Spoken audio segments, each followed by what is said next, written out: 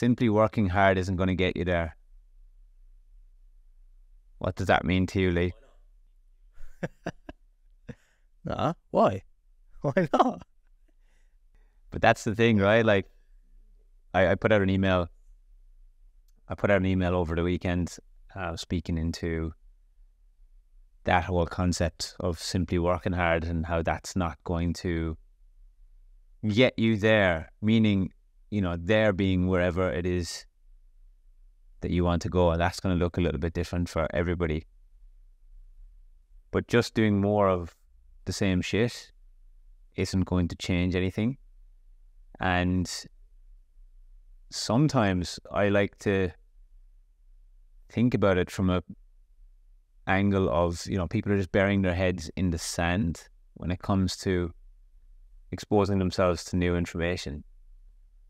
It's easier to just keep doing what we know and just not looking at the new stuff, knowing that the answers are in the new things. Like, you know, the treasure that we're looking for is in the cave that we're afraid to enter. It's almost like that whole analogy.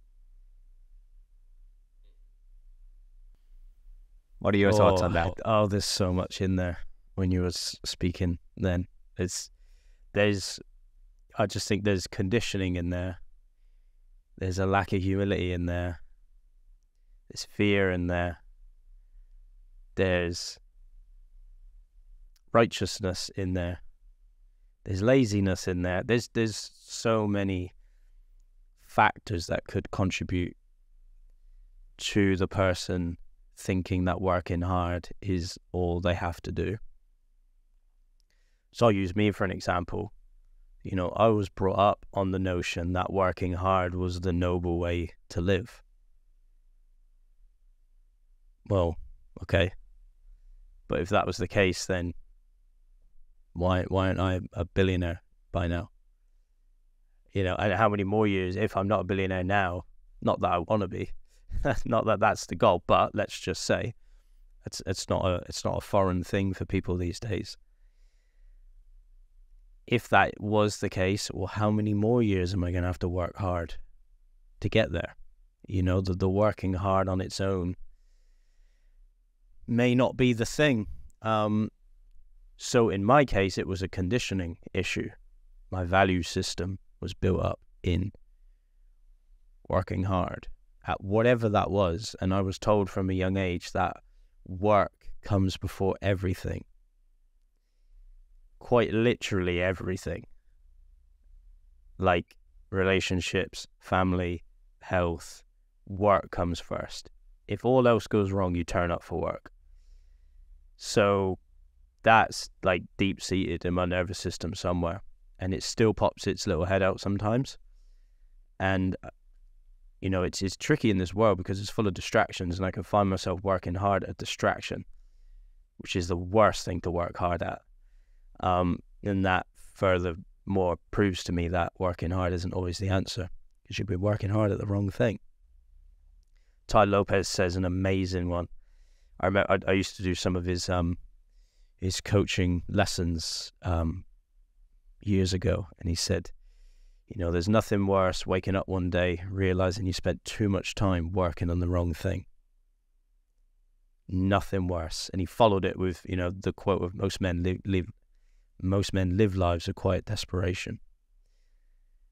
And that alludes to like a midlife crisis, essentially. What he means is one day you wake up, you might be 45, 50 years old, whatever it is, probably even younger these days. We're seeing the quarter life crisis now. Waking up realizing, shit, what have I been working hard at? You know, my value is so hard to let go of. My value system is built up in working hard, but it's not fulfilling, and it's not really getting me things I prefer to have in my life. So that's where I'll start with it. And it can go deep.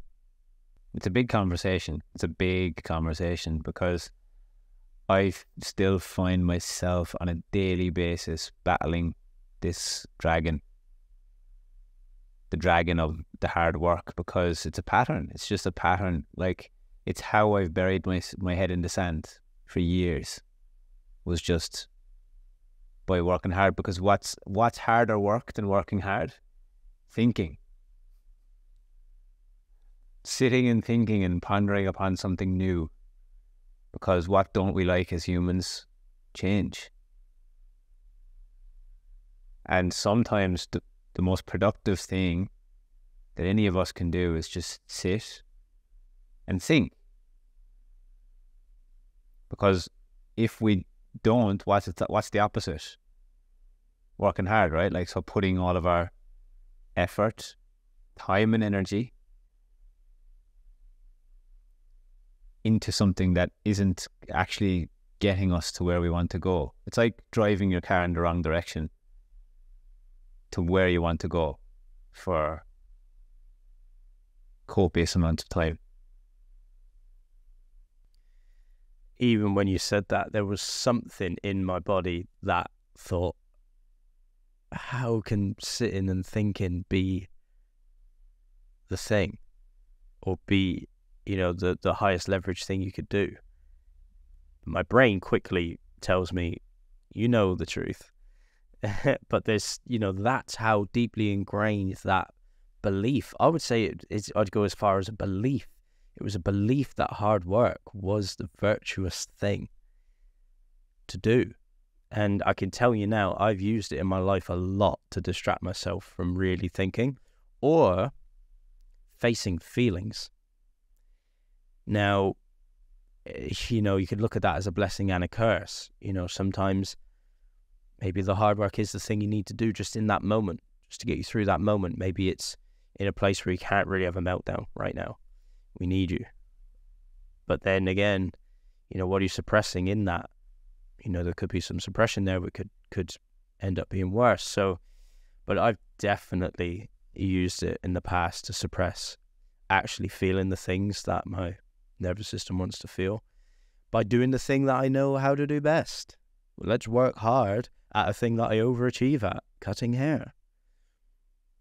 And then, and isn't that wild? That even though I was unfulfilled with the results it was bringing me, I would still do it. So that proves to me that desire, the fear, the desire to not feel the fear and the feelings is so high that it will override the results. Now, what did Tony Robbins teach us? Most humans will live to their needs, not necessarily their values. When really we should try and flip it around. So that was me living to my needs. And my need there was to feel safe and not, or just not feel the scary feeling, which a lot of people can probably relate to and think, well, why isn't that okay? Well, that's okay, surely. But it's only one level. It's only one level deep. Think about what happens in the long run. You suppress that for long enough, it'll come and bite you in the ass at some point. It will come back and get you. And that's the thing, and that's like an addiction. And then, if we start to dig into that realm, we can get addicted to it. One of the definitions of an addiction that I quite enjoy is that, we do things for short-term gain, for long-term negative impact. And that's sometimes where hard work falls into. We can do hard work right now. Oh, well, I'm certain I'll get a little bit of money, and I'm certain I'll get a little bit of acknowledgement, and I'm certain I'll dodge my feelings, and I'm certain that I'll gas myself up a little bit because that's where my value system is. But what am I suppressing is a feeling or a fear or something down the track comes back to bite me again, and it's twice as bad as last time. And I think where I got to was the hard work wasn't even working anymore. There was things suppressed for so many cycles and jumps that it had compounded double, quadruple, 8 times, more. And then, the hard work and the feeling were fighting each other, and it was double bad. That's where it could go. Yes, I love it. I was just thinking there, whilst you were explaining all of that,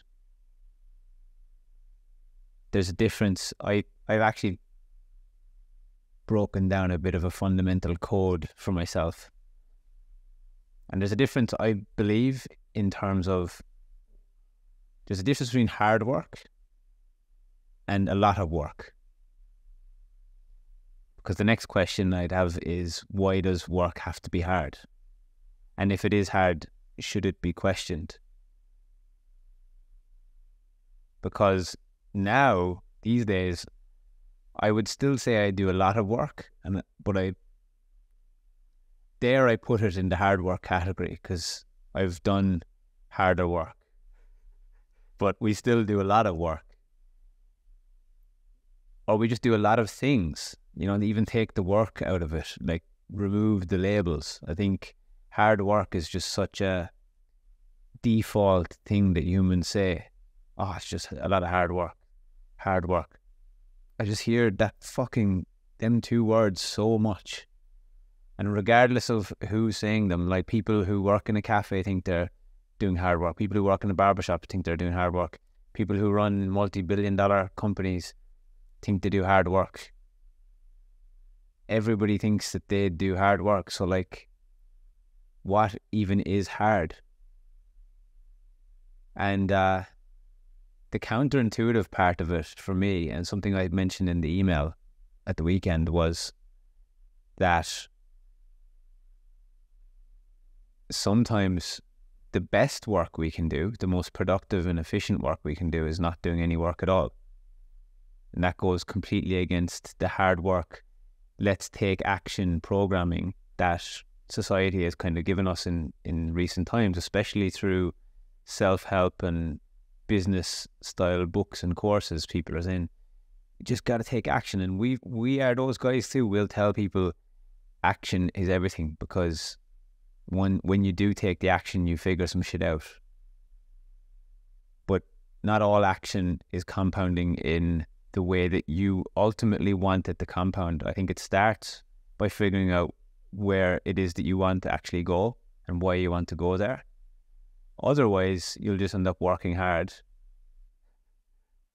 for no real reason, no outcome other than just making enough money to survive. And the funniest part of all of this is that the less hard I work, the more money I make. Isn't that an interesting phenomenon?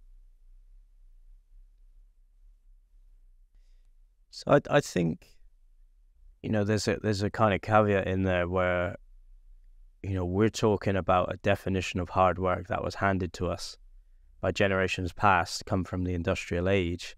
I think that's where it came from. Now, if we even go back before that, when we were back, farming our own food and all that kind of stuff, yeah, there was an element of that had to be done, else you weren't eating or you weren't surviving. And maybe this is where the notion came from. But maybe the word just needs to change. It's important to discover and really solidify what the definition of hard work means to you, like that hard. Really, it's more, is it productive work? And I think the beautiful place where we've got to is we choose when to work hard and when to pull back a little bit. And I think the reason a lot of our work doesn't feel hard, and some of it's challenging, if it's a new thing or if it's something we're not overly familiar with, it might be challenging, but it's aligned, and we've chosen this type of work and what we're doing with our time and with our lives. And I think that's what's different. If I think back to why I got into hair, it wasn't really a conscious choice. It was an idea that was thrown around. It's a noble thing to get a job and get into the workforce and you just have a good crack at it. Like, it really had no more weight to it than that. So you can see how mindlessly working hard at it cannot lead to a good place. Because you, again, wake up one day maybe thinking, wow, have I been working hard at the wrong thing? Something that doesn't fulfill me. Now, hair did fulfill me for a long time. But as my awareness grew, my consciousness grew, that started to kind of split a little bit, or a lot in the end. So I think that's the caveat there, is like, sometimes certain things don't get done or don't work if there's no hard work involved. Now, again, that's subjective, that's probably debatable. But I think what we have to understand is we've created this for ourselves. Like, the world at large, the workforce at large has created it for itself. Us humans made it up. You know, we chose somehow over the last however many hundreds of years, it's been a bunch of choices to get it to this place. So that means we can choose to make it different. Now, I'm not, I'm even challenging myself on this thought. I'm not vouching for laziness, but in the same thought, I'm like, well, what's wrong with it? Also, I'm not judging it either. But, I think sometimes what comes to my mind is, what else are we going to do with our lives? If we're lazy, we can lose purpose, and then we've seen what happens to that in psychology. So, I think really defining the meaning of what hard means to you and what the work is you're actually doing. Is it purposeful work, or is it just something you're just doing to make money?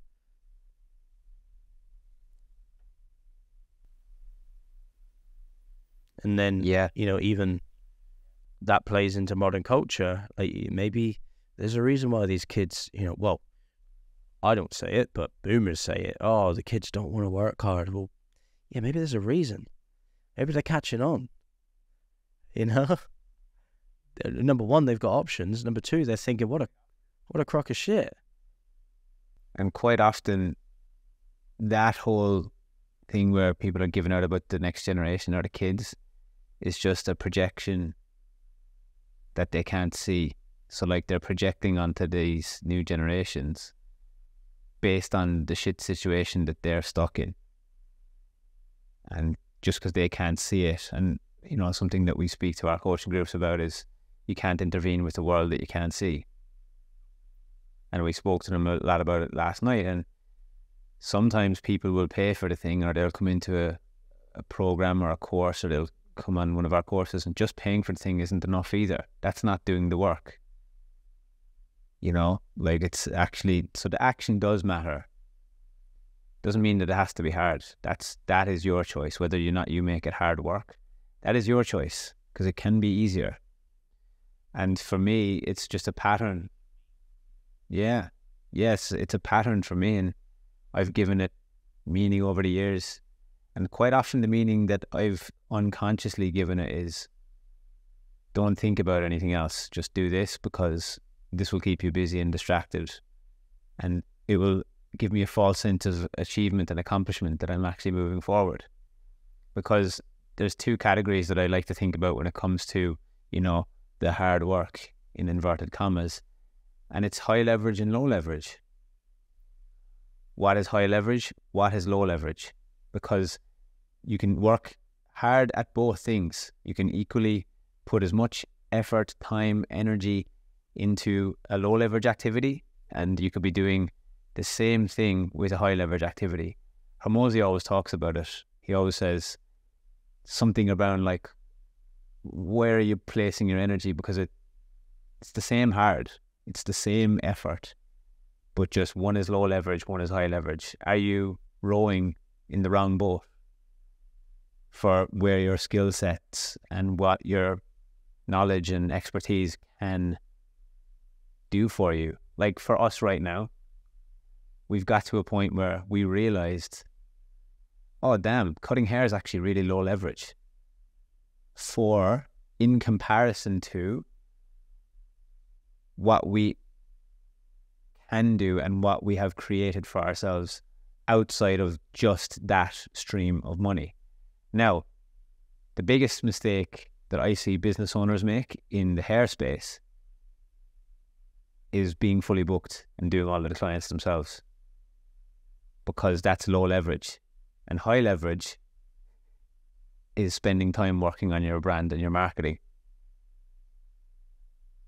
So, because this is the funny thing, why is the business owner, why is the one who has set the place up and taken on all of the risk, and who essentially is in charge and in control of making sure that everybody has enough clients so that they can get paid, why is that person the same person who is the busiest in the shop and in the most demand and is still doing the most. Now look, as a leader, again, it's not a permission slip to do less. It's, your responsibility to actually do more. But do more of what is the big question. Doing more of what? Doing more haircuts ain't going to solve it. Because quite often our businesses and our lives are a direct reflection of where we're at personally. And it's easier to bury our heads in the sand of doing 10, 15, 20 haircuts a day than it is to actually look at the overall success of our lives or business and where are we at right now and reviewing that, because it's scary to do that sometimes. So what's easier? I'll just put my head in the sand and I'll just work hard and I'll just keep doing this until I burn out, and then I might look at it. Why am I saying it? Because I've been there. I see an interesting pattern there in certain business owners. It's quite prevalent in the barbering world and the hair world. It's like, if you think about that individual, well, they probably worked for somebody else originally, and they probably worked so hard to get themselves really booked out. I don't know what the scheme of that is. I remember being months booked out in the salon when I was working for somebody else, whatever that looks like. So therein is a hard worker who's probably thinking, well, I deserve to reap more rewards than this. I work so hard. I'm going to do my own thing. And a lot of businesses probably started out of that remark, is thinking, well, I work so hard, I don't want to do this for someone else anymore. I'm going to do it for me, myself. Not realizing what business really is. It's a beast. It's an absolute beast. And a lot of the time it requires a team, and a lot of the time it requires great leadership. And like you speak to, branding, marketing, it's got to be on point. There's so many other things, and some of those people are sometimes better off working for someone else. Because, you come into the business world and you could be doing twice the amount of work and seeing even less payoff. But you're doing it for yourself. And what is that? I see that as a bit of a stress relief cycle. That's a bit of I'm going to work hard, but I have a business, and but I'm doing this, but I get paid. And then, it's just this constant stress relief cycle of being stuck in the work hard archetype. Like, I work hard. Look how stressful it is. Look how hard it is. I'm doing it so hard, and I see that a lot as well. So stepping back for those types of people is quite scary, and it does take a bit of inner work sometimes to step back and realize that. And, we know this firsthand. Getting into business is one of the biggest personal development courses you'll ever do.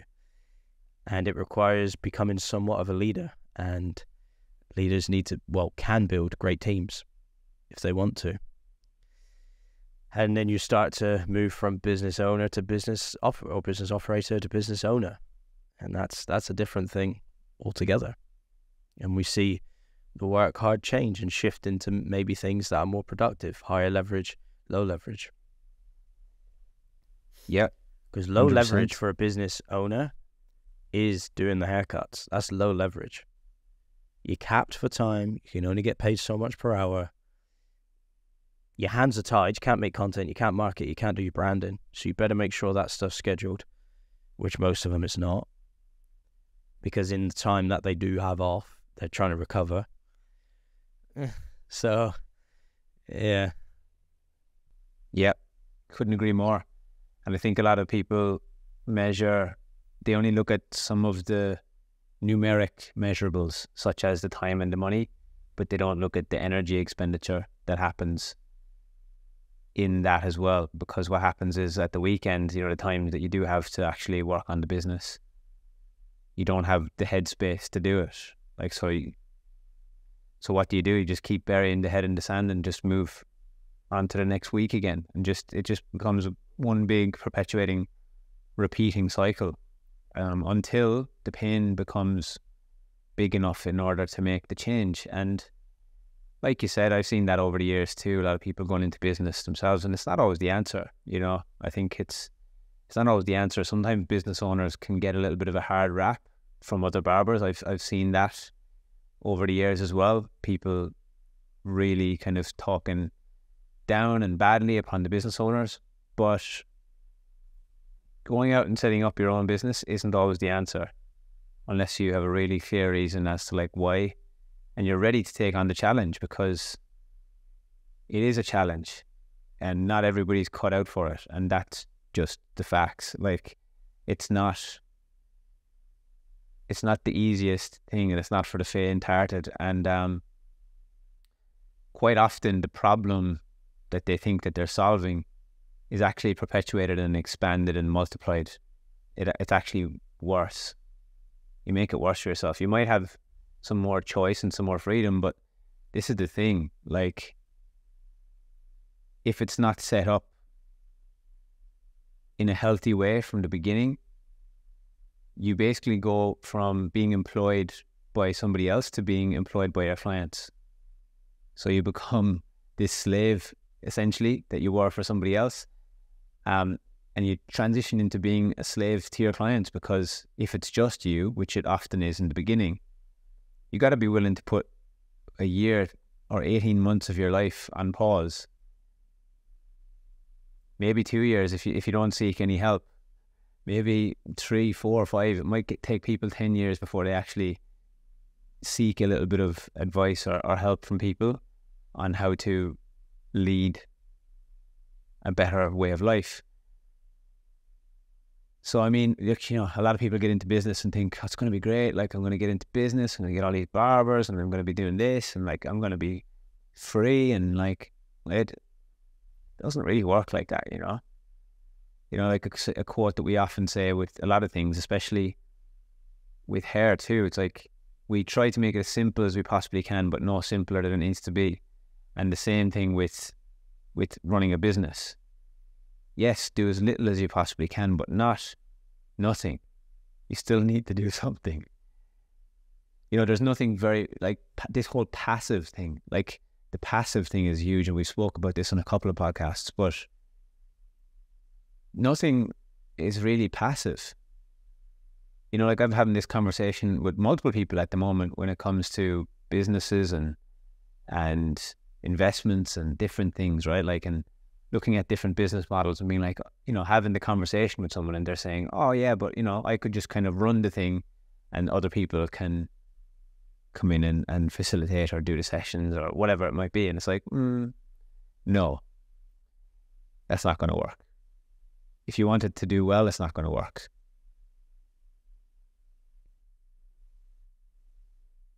For the most part. Yeah, it's really interesting, and you know, what's one of the things that can get us out of that? Because that's like a very traditional route to business, right? We see it all the time.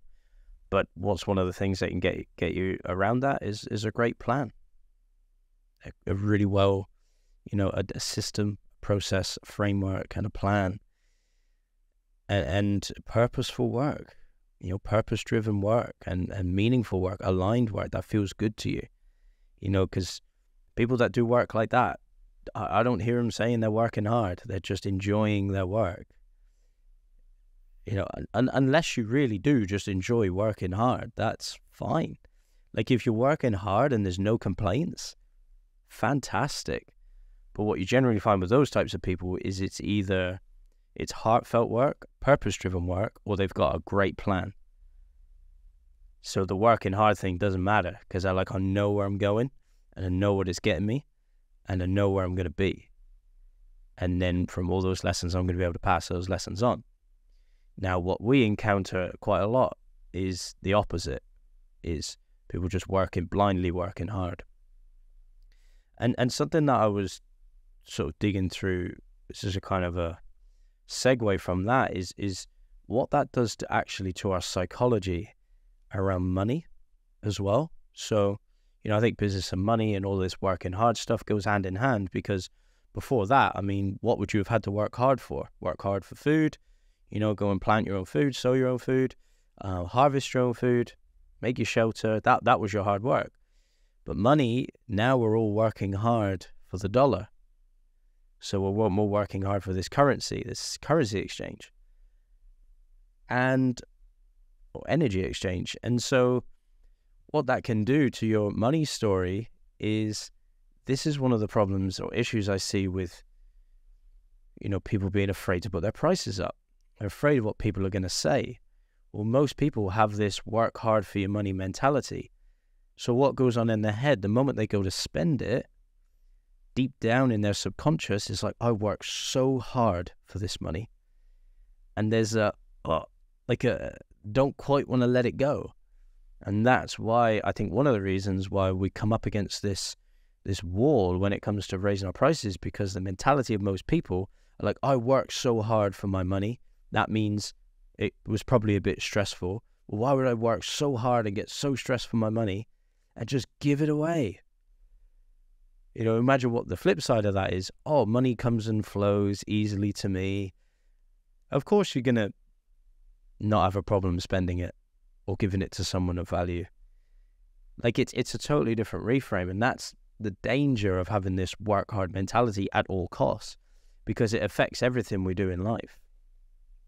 Like absolutely everything. We could probably even use it as an excuse to be present with our families or with our partners and loved ones. Oh, I've been working so hard. Yeah, I'm just tired. I've been working so hard. Because it's such a noble thing. But what's the downstream of that? What gets to end of your life and you're just so proud you work so hard? Like, deathbed stories say opposite. I can't remember who wrote the book, but I think it was actually an Australian nurse, and she did the deathbed stories and what was their regrets of their life. And I doubt people are very, very proud of working hard all their life at a mindless thing. Now if it's purpose driven and it's got a great mission and it brings value to themselves and others, whilst making a great a living, or just great living, so they can provide for themselves and their loved ones and be present, look after their health and be present and have some quiet time. I think now that would be something to be proud of. And I'd work hard at that for my whole life, because it doesn't feel like hard work, right? I'll do lots of it because I chose it and it feels great. So I think that's a great kind of reframe for where, hard work for hard work's sake isn't always good. But like you said about our situation, we do lots of work. We both haven't taken a day off in a while, but that's not really the point. The point is I enjoy doing the things that I do, and I get to push and pull when I want to. That's the difference. So when people ask me, I'm working hard, I'm kind of like, yeah, I actually do a lot, but it doesn't feel like it's hard. But it's got a downstream outcome. We're attaching it to a downstream outcome, which is in the future. And one of the biggest mindset shifts that I had to go through, going from an employee to a business owner, was working for later, not working for now. Because as an employee, all I did was work for now. I was do my work, collect my money, do my work, collect my money, do my work, collect my money. And that's only one. Aspect of a multi-dimensional, multi-sided thing that is business. And sometimes the hard work can be a distraction from the things that we really need to understand as a business owner, such as tax. It blows my mind. That there's the amount of business owners that don't understand how tax works. Blows my fucking mind. And I was there. And I'm still learning about it. I don't know everything, but there's some very simple tax laws. That people can. I wouldn't even say save money. But just allocate their money in better places so that they actually get more benefits from it. And it's just not even seen or heard of, and it's just a bit mind-boggling actually. So we'll get back Sometimes to why. Why is it, why would people not talk about that? What's tax? Money. Well, if they've got a hard work, fear of letting money go story, then of course they're never going to go near it. And then what disguises the feeling of thinking about going towards that? Hard work. It's a vicious, vicious cycle. Vicious cycle. Yeah, it's huge. It's one of the biggest Achilles heels of the hairspace from what I've seen over the years, is just burying ourselves in the work and not actually looking at the downstream effect of it, because the downstream, looking into the future, you could be actually trajecting and moving in a downward spiral, when you zoom out, versus working upwards and to a place of freedom. And, yes, we do a lot of work now, speaking to that point that you spoke on, but the work that we do now is going to free up the time for us later. 4 or 5 years, we're not going to be doing much work at all, because we're doing the work, but we're also doing something that not a lot of people do, which is debriefing the work, figuring out, is this working, and constantly measuring it and coming back and like, is this working? Can we make a change? Is this working? Can we make a change? Not just mindlessly doing something that's low leverage just because we know it works. And that's, it is fulfilling a human need of, I guess, safety, security in a sense. But the contradiction there is there's actually a safer and more secure way to do it. It just takes a different way of thinking, and we need time to think. So, in the barbering world in particular, I would love to see more kind of career path stuff for people, more growth strategies for stylists. I think back to my career and I think, wow, like I spent so much time in the same position year after year. I can see like 5-year periods, or there was one 5-year period where I just didn't really progress at all anywhere, skill set wise, money wise. Whole thing was just for 5 years. Now, I look back, there was probably a lot of lessons in there. Well, there definitely are lessons in there. I'm speaking the lesson right now, but yeah, I think, as business owners and leaders, see, I think one of the reasons why this doesn't happen is because it takes a lot of humility to realize that your stylist probably will leave you at some point. And the business owners don't want that. And so this is where the trap comes in. If I was a business owner now, I don't know all the nuts and bolts to this and how it would pan out and how I'd keep a cycle of stylists coming in to keep my machine working. But that begs a question, is it even the best business model anymore? But from a place of, leadership, I'd love to put growth plans in place for stylists. We're seeing it a lot now as this barbering world is getting into its, middle years. Barbering's like a teenager right now. It's starting to break free and change its persona and its ego. Like it's had its growth spurt. And what are we, like 10 good years now into the barbering world? And there's a lot of people waking up now. They're like, shit, I'm 8 years in, 5 years, 8 years, 10 years in. Like, what do I do now? Like, I don't really like the look of where it's going. It doesn't excite me of what I'm just going to keep doing this. Like, because there's no growth model. And the traditional growth model was, I'll just go and get your own shop. Well, what does that do? That puts you straight back in if you've got a hard worker bias, you're going to be right back in there, maybe with less payoff. So I would love to see that more. And I think that would change the scope and the landscape of the hair world. And yeah, I just think, putting the humans first is so important, because what are we really working hard for, right? Money. Let's forget about the work. It's money. Take the money out of it. Would you still work hard for it? I wouldn't. Like, would I want to do 50, 60 haircuts a week? Take the money away. Would I still do that? No, I wouldn't. So what are we working hard for? We're working hard for the money. So let's have better conversations around that. Let's have better plans for people. Like Tony Robbins said it great. Growth is one of the essential human needs. It's one of the 6 essential human needs. If we're not growing, we're dying, essentially. For lack of a better way to put it, it's one of the things we crave is growth. So, yeah, it's huge. It's huge. Like the work hard thing for working hard's sake is a bit of a trap, to be honest. Now, the other side of the lens, I think the worry comes from people when they're like, well, how do you instill work ethic into people? I think you've got to give it a good enough meaning and a good enough purpose and incentivize it well.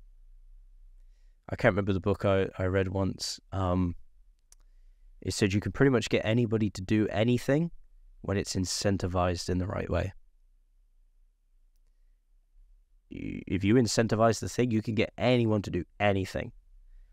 And I think it was a business book, and we've seen that play out massively in the last few years. Look what's happened to our world. You incentivize things in the right way, people are going to do it. It's just the way it works. So if we give it enough purpose, enough meaning, and incentivize it right, you can get people to do whatever you want. And I think that's how we get people to have good work ethic. Because like I said, this new generation, they're catching on now. They're like, why would I want to do it the way you boomers have done it? You're all sick, fat, unhealthy, miserable. You're all getting divorced. You all hate your jobs. You all hate each other. Depressed. Some people are taking their lives early. Chronic illness. Like, it doesn't look good. It doesn't look good. So I think we can definitely, but by little, again, like you said at the start, if we could just sit back, take a breath, contemplate for a moment, we might be able to build a better and brighter future. And a lot of people just get into the car and start driving without knowing where they're going or having any direction or plan, or just doing what we know because it's easy to just do that. And another thing, it's like, it's being told, having permission to change. I think that's what kept me in a cycle for a long time as well. I was never told that it was okay to change. It was like, you get a job and you work hard at it and you commit to it, and that's what you do. No one ever said, get a new job every year if you want to. See what works, see what sticks, see what you like, see what you don't like, see who you like working with, what kind of leadership styles. No one ever told me that, ever. And you think of the narrative coming out of school, like careers advice. Well, what do you want to be when you grow up? That's one track. That means you have one track to go down. That means you have a car with a steering wheel that doesn't turn and doesn't have blinkers. You can't go. You literally can only go on one track. Like, that's what fuels the work hard thing at all costs as well, is because we're not told that it's okay to change. We talk about it and you taught me this one, like, flirt with the idea. Flirt with jobs, Be a bit more light with it. But I don't know if that can happen without a different relationship to money and hard work, because there's psychology around it. Just go light and easy. Go with flow with it more. Like I said, money comes and flows to me easily. Imagine if we had that with work. Yeah, I'm going to try out these ideas. It's wild. I feel like the judgment around that was created from projection from a previous generation. So what I mean by that is people who are stuck on the hamster wheel and working hard judge the people who flirt with new job ideas and move from job to job quite easily, and try actually figure out what is it that's feeling good for me in the world. And the reason there's so much judgment placed on it is because people who are judging it feel stuck and can't get out of their own way. So what do? They judge the opposite behavior because it's just a shadow part of themselves that they can't see. So there's a judgment put on it because if it's judged, then what I'm doing is I'm making it okay for me. As long as I judge it, then I'm making it okay that I can't get there myself and do that myself, because I'm really deep down not brave enough to do it. And I love what you just said there about, working out what feels good for me. Like, why wouldn't we do that? Look how good it is to be a human right now. How easy and accessible life is. What do we have to do anymore? This is one of the other problems. What do we have to do other than work? We don't have to survive. We don't have to build our own houses. We don't have to hunt for our own food. We don't have to go and get our own water. All we have to do is work, or find something to do. So why wouldn't we flirt with the ideas and get a bit flexible with it and flow with it a bit more and see what fits, see what works, see what makes me feel good? Why wouldn't we? There is no reason to stay on one track anymore, because life isn't that dangerous anymore. And one of the things that came up for me, listening to you explain about generations past, is one of the really tricky things. And I think this is where big businesses get stuck, like big corporations get stuck, because they're probably led by, the boomer ages and maybe the generation just below that. They're in the mindset of work hard. They still believe the work hard at all costs. Now, I've got something else to say about work hard in a bit, but unfortunately, all of our models have been built around the work hard productivity output model, and now it's hard to slow them down. To keep anything going, it's essentially we have to do it at its absolute maximum and work hard.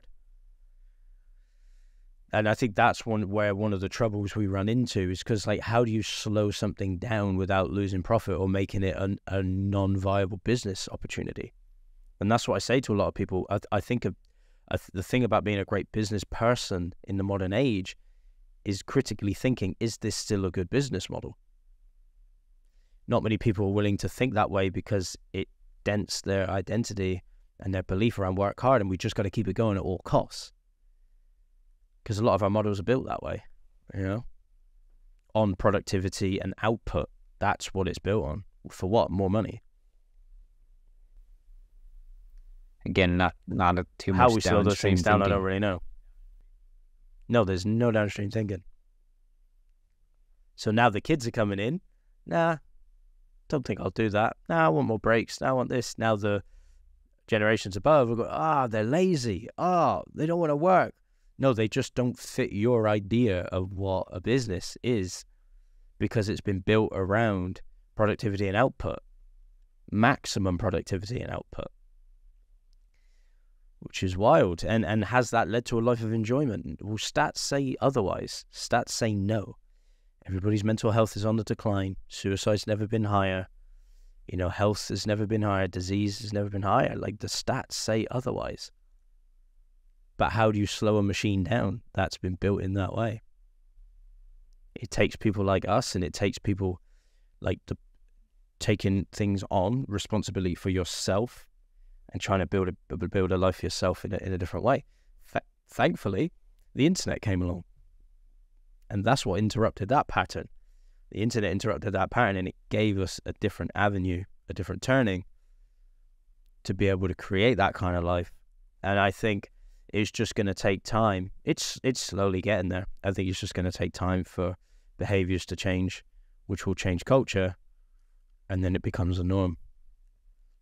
And then we'll start seeing a lot more, life harmony for people, life synergy. I think people will be a lot more happy, and they'll enjoy the world a bit more. Yeah. And for all of the reasons stated above, that's why business is one of the biggest mirrors that we ever have. And a lot of people refuse to look in the mirror, because once you look in the mirror, you get all the answers.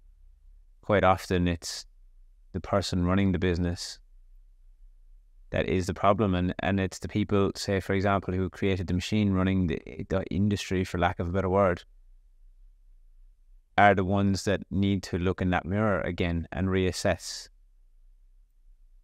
And we're seeing a lot of force right now speaking about like, you know, the overall kind of consensus of where everything is trending, there's a lot of force to keep things the way that they were, and not a lot of flow in welcoming in what is going to happen moving forward and going into the future. And there's a lack of duality in having the young people in rooms and having them have a say in this. We're just trying to force them into a model that was created unconsciously. That's one of the scariest parts about it. Like, the model was created unconsciously. And now that we're starting to think about it from a conscious standpoint, we're actually aware of what's going on. People who are, and some of them are realizing, some of the business owners are realizing that it was created unconsciously, but they're stuck in a cycle that they can't get out of, and it's too scary for them to admit it. So what do? Bury their heads in the sand and just try to keep the system working, keep the system moving, keep the hamsters on the wheel, like we said in the previous podcast. Don't expose anybody to some new information that they might start to think differently. And I'm sorry, but the only answer is to think differently. The only answer right now, if you're in business and you're listening to this and you want to have a business that's going to last longer than 5 years, or last longer than a couple of years, with like, and this is the thing, if you're in your business and you're working 40 hours a week, you don't have a business, you have a job. That's the reality. If you're in your business and you're working 4-5 days in a barbershop and you're fully booked, you have a job. So your business could last 10 years, but it requires you to be there for all of those 10 years. So like, that's a big distinction there. And you know, you gotta think a little bit deeper and think a little bit wider and think a bit broader and think more long term. And that might mean taking less money right now in order to build out more longevity for your team, for you, for everybody. But the greed, the fucking greed of the world has just, it's unconscious greed. I wouldn't even say, you know, a lot of people who will listen to this will say, I'm not greedy, but the same people who say they don't care about money are out here working for it 40 hours a week, putting all of their time and energy and effort into working for the money and saying they don't care about money. Interesting.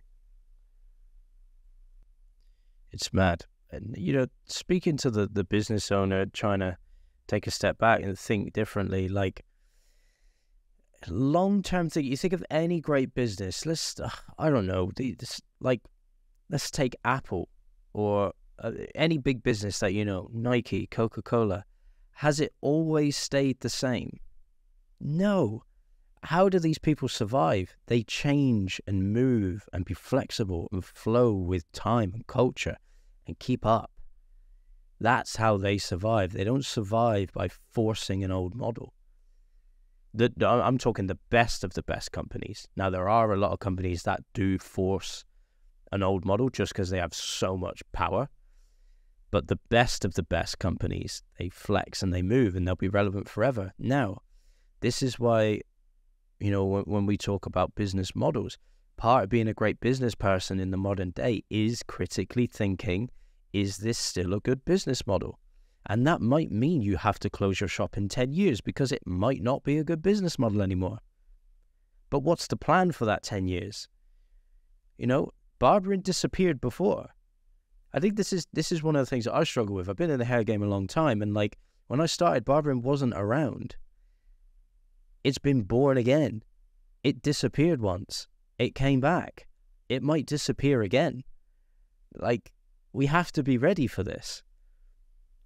And you know, the force, like you say, the force. Like, where did barbering go for 20 years? I think in the 80s it died out, and then it didn't come back until, you know, only about 10 years ago. So, like, where did it go? Now, there were things to put in place for that. I actually don't think it will go anywhere again. I feel like it will stay around, in my opinion, but the cycles of people coming in will be a lot shorter because there's too much instant gratification in it. People get too much of a dopamine hit from it and they get too much validation from it. So like the career spans and the life cycles of people in the space will be a lot smaller. But yeah, maybe it won't be as popular as what it is. But I feel like, yeah, with the internet now and the celebrity status that people feel that they can achieve through it, I don't feel like it will go anywhere. No, you're totally right. And it's the utility that culture's given it, right? Like the utility that we've given image.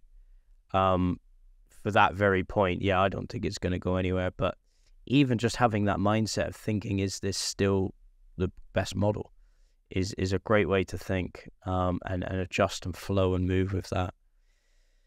But yeah, it's scary stuff because, you know, the landscape could get quite unpleasant there for a while if it's all forced, and just because we want things to stay, it's not going to be pretty. And as consciousness grows, you know, we have to realize this as well. You know, hair isn't the only trend. You know, the consciousness world's growing, the mindfulness world's growing. Everybody's doing more breath work. Everybody's doing more ayahuasca. Everybody's taking more mushrooms. You know, everybody's listening to more of these quotes and life advice. Once consciousness grows to a certain point and people are really going to start having a better lens, like, over their life, yeah, I think you're totally right. The lifespan of these stylists, they can be like, oh, this isn't what I thought it was. Unless the utility changes. And this is why all of the things we talk about are so important, because there isn't going to be longevity if we don't change the utility. Now, if hair started to come from a more heartfelt space, and it was just something we do because it's so great to be a human right now, and we're just so fortunate that we get to choose to change the way we look for no other reason than a bit of fun, maybe that could last. But the utility, the pressure we put on it right now to be such a certain way, it's killing people, like quite literally killing people too. It's quite savage right now. I had an idea. I'm going to put a post out. It'll probably be out by the time this podcast is out, so I can say it here, but it's going to make a meme that nobody looks better with a haircut. They just look different. Like, we got to get over that as well. Oh, I look better. Oh, I feel better about myself. I feel beautiful. No, you don't. You don't look better. You look different. Because you chose to change the way you look. More about the meaning. Most people do it out. Exactly, it's the meaning. Most people do it out of insecurity as well. Most people do it to appease the opinion of others. But if you wake up one day and you think, I just want to change myself, that's a deeper conversation with yourself. And I would rabbit hole that with myself and realize, why do I want to do that? Could be a serious reason I want to do that. Yeah. And you know what? Like, it's much like that quote that Chris Williamson said, it's going around on the internet at the moment. You know, the magic you're looking for is in the work you're avoiding. And kind of similar to what I said at the start of this podcast, the treasure you're looking for is in the cave that you're scared to go into. You know, like anything on a good hero's journey. Like all of the movies, you know, like quite often we have to go to the scary places to get the biggest treasures. And sometimes it feels scary to stop working so much. You know, I still struggle with it. I'll sit in discomfort when I'm, you know, not working, or if I don't have a plan, or if I don't have a structure for my day. Because what did I come out of? I came out of the system where I was working 40, 50 haircuts a week, and now down to doing no hair at all for like one or two friends who, you know, is only ever once or twice a week, maybe, max. It's a big change. Energetically, it's a big change, because I used to just write myself off, and that wasn't a, you know, sign of self-worth or self-love. at all. When I reflect on it now, yeah, we're helping, the story was that we were helping people look and feel better, meanwhile destroying ourselves in the process. And what is that saying? We're giving the world what we actually need the most ourselves. And it's quite sad, actually, to think about it, because that's playing out unconsciously for a lot of people, but we can give it different meaning. And what we're trying to say here in this podcast is, not for it to come across in any kind of negative way, because like ultimately the message that we're sharing is this is a good thing to be aware of. Like, you can change it and you don't have to work so hard. You can work smarter. That's such a fucking common saying, isn't it? Work smarter, not harder. But if you don't know what on and why you're doing it, then it's not going to make any difference. And I guess one of the things to really be aware of whilst listening to this conversation is that there is another way, and it can be easier because it feels more aligned. It feels better. More hard work isn't going to solve it if in fact it perpetuates it. I think if you can choose what you work hard on consciously, brilliant. From a conscious place with purpose and meaning, beautiful. Because whatever you do in life, look, let's face it, whatever you do in life takes hard work, right? If you want to be good at anything, it's going to take a bit of hard work. You want to be good at being lazy, got to work hard at being lazy. Like, it's, you got to put the hours in to get good at that too. It's like, but if you could consciously choose, that's a great scenario, like a really great scenario. And then one step further, you can choose when and where you do it, push and pull, how you want to. It's brilliant. I feel when it gets to a certain point, then it becomes toxic. I think for, something we spoke about earlier today was actually, getting good at the thing. And like in the early days, when learning a new skill or when, embarking on a new adventure, embarking on a new journey, such as business, in the early days, yes, it's going to require a little bit more time and effort. It doesn't always have to be hard work. It just could be more time, more effort. And yes, sometimes that's going to feel hard, and sometimes it's not going to feel so hard. It's going to feel good.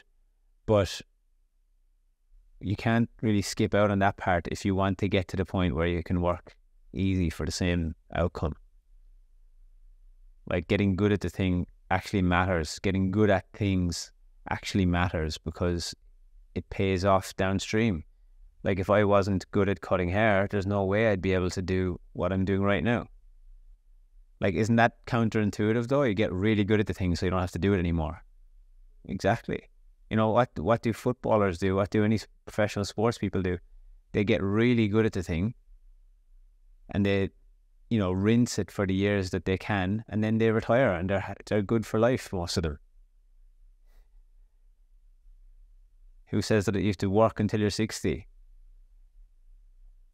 An unconsciously set up model says that.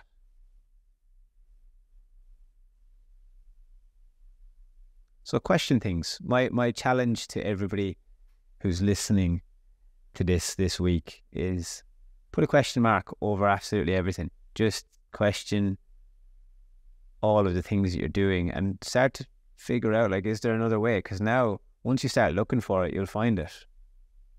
What we look for, we'll find. Perception is reality a lot of the time.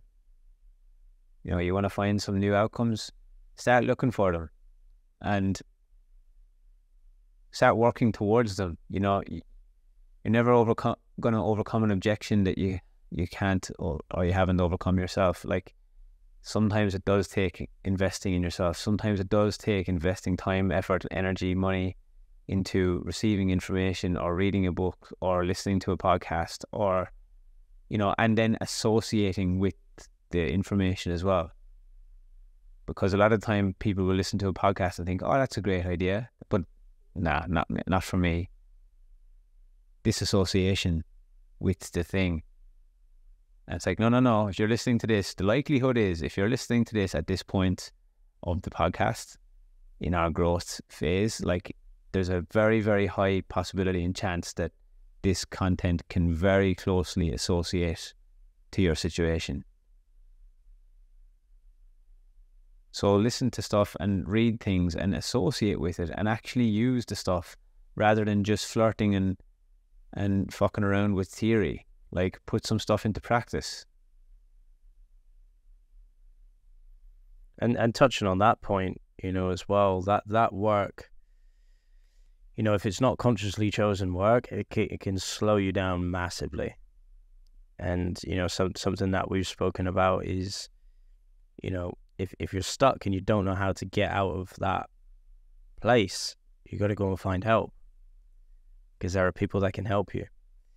And, I can't remember who said it, but it said, life's not long enough to keep guessing. Just mindlessly working hard at the thing is essentially just guessing, hoping it's going to go the way you want it to go. And that could slow you down. What's the average lifespan? Even if we get to 80, it's just not long enough to keep guessing. You do not have enough time in 80 years to guess your way to where you want to go. So take your foot off the gas, go find someone that can help. And that plays into, the idea of speed. How fast can you find these things? Yes, you can spend your whole life guessing. Just keep working hard, getting nowhere, essentially. Or just getting to a certain point and stopping. Or take the foot off the gas, pay someone who has the advice, and astronomically go past where you were. And that's where and work hard at that instead, and so that's what I say, whatever you do, whatever you want to get good at, wherever you want to go in life, it's going to require some focus and some attention, but choose what you put it on, choose really what you put it on. Choose your hard.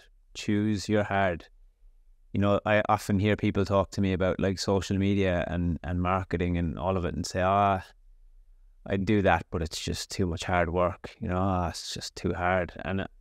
But then the same people are working 40 hours a week cutting people's hair. Doing a haircut is one of the hardest things that you can do. Really though, like in terms of, the energetic exchange, but we do what we're used to. It doesn't matter. Everyone gets used to a hard, and whatever you're conditioned to believe, sometimes that can be the barrier, thinking that something else is harder than what you're currently doing, and quite often it's not. Working on the business is easier than working in the business. Working on your life is easier than working for your life, And that's just some facts that I've come to realize over the years. And looking back on, past version of myself, it's almost hard to believe. It's almost like hard to believe. Like, when I look at that version of myself, it's like, was that really me? Like, was that really me? Like, there, and it all served a purpose. For sure, it all served a purpose, and it was part of the journey. And without it, I don't think I would be able to do what I'm doing now.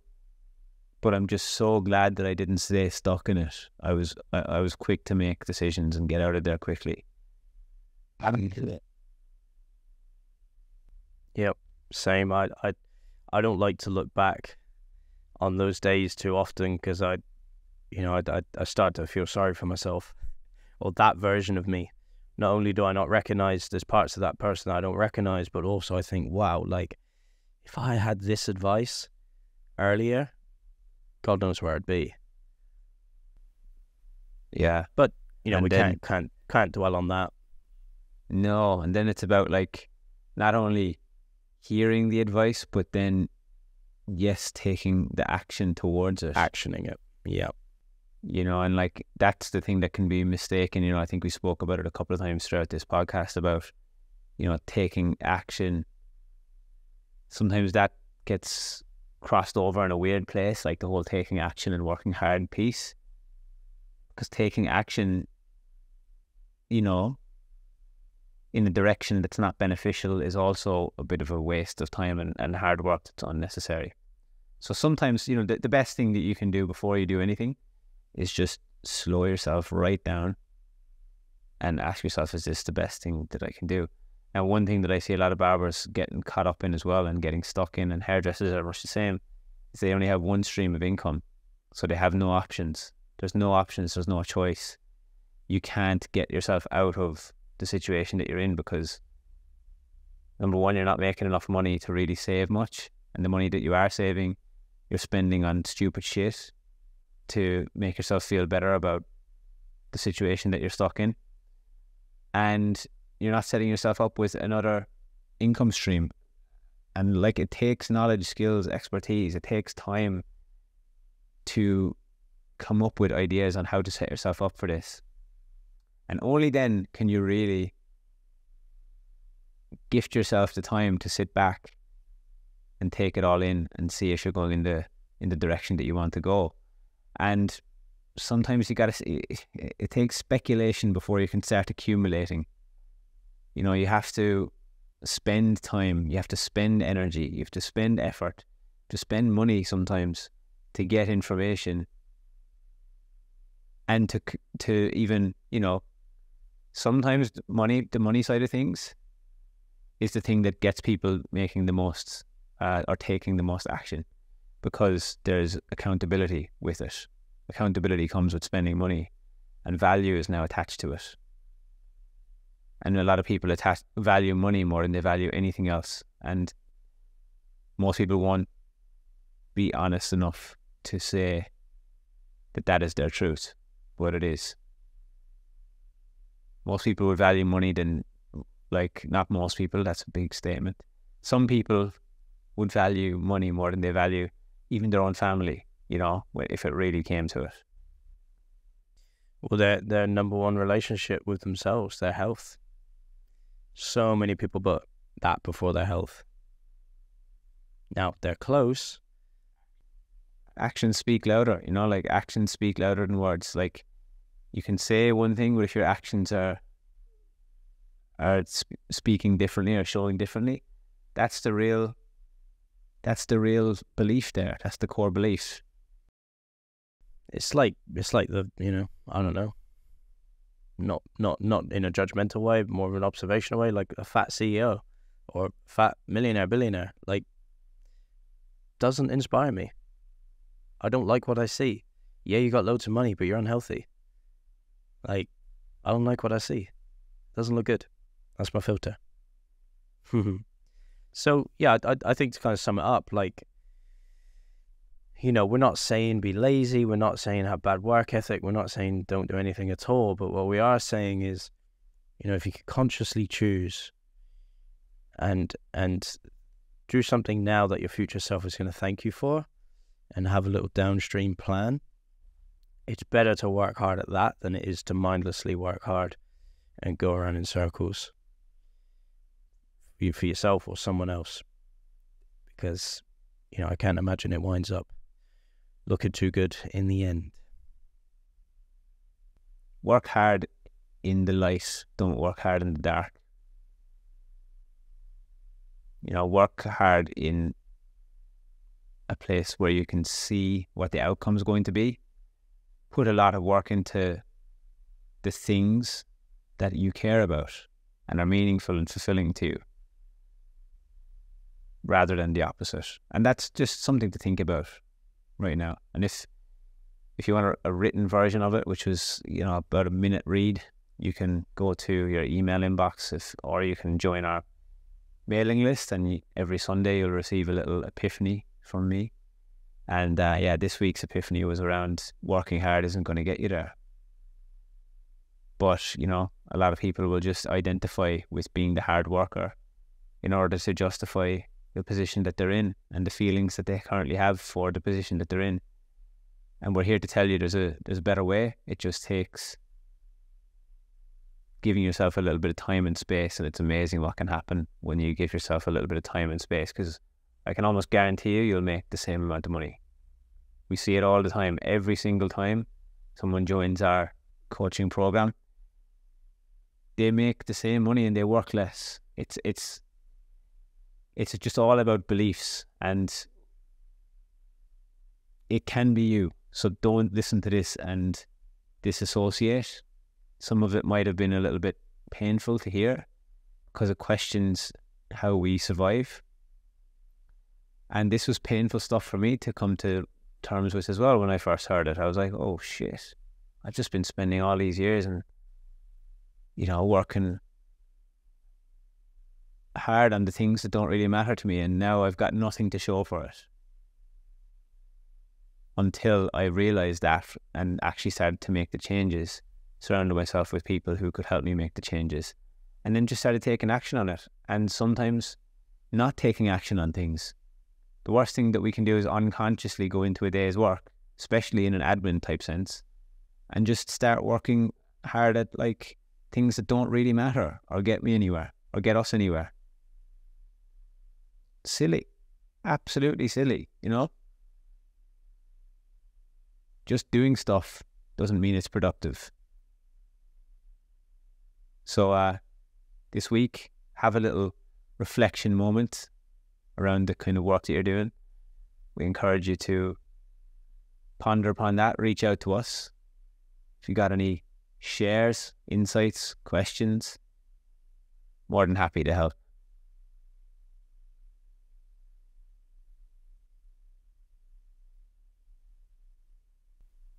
Beautiful. Any final words, Leigh? Yeah, just thanks for listening as always. Make sure you like and subscribe if you haven't already. Leave us a wonderful comment. Positive comments only. And we'll see you in the next episode. Stay I'm off to unlimited. work really hard. I'm off to work really hard now. That's where I'm off to. Just put a big shift in now, like work really hard right now. So Okay. See ya.